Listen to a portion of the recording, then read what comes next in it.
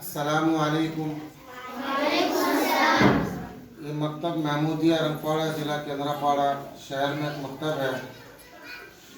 तो यहाँ के बच्चों को उर्दू के जुमले और अल्फाज कैसे बनते हैं। बच्चों, आप लोगों को अलिफ से या तक मालूम है? मालूम है। अलिफ से या तक मालूम है। अलिफ से या तक किन किन को मालूम है? हाथ उठाओ। अलिफ से या तक आप लोग सबको मालूम है?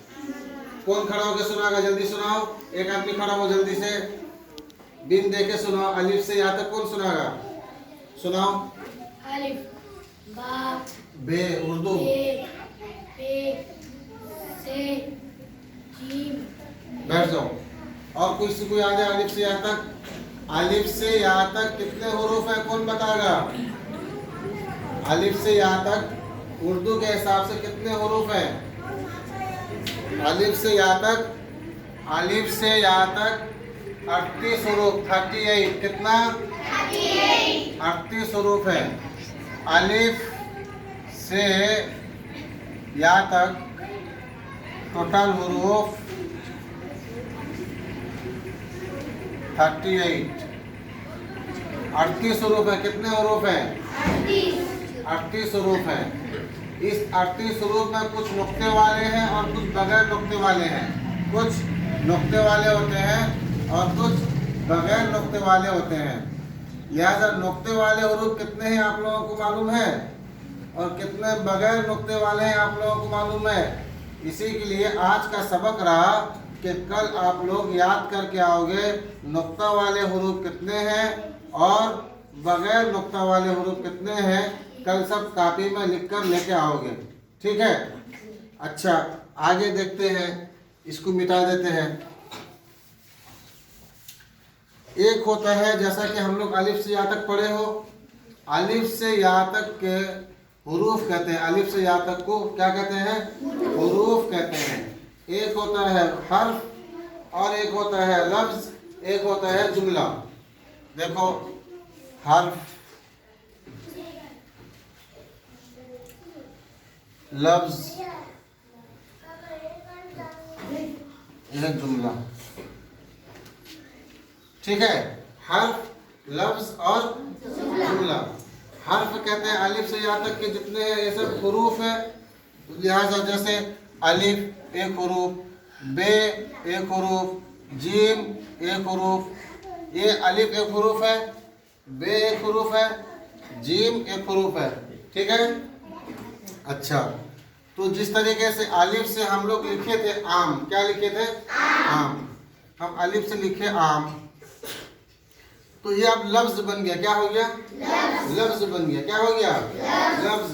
ये था हुरूफ, हुरूफ से क्या बन गया? लफ्ज बन गया। अब इसी तरीके से बा है, बे से बंदूक, बे से बंदूक। ये क्या बन गया? लफ्ज बन गया। क्या हो गया? लफ्ज बन गया। अब जीम है, जीम से जिस्म, ये क्या बन गया? लफ्ज बन गया। क्या बन गया? लफ्ज बन गया।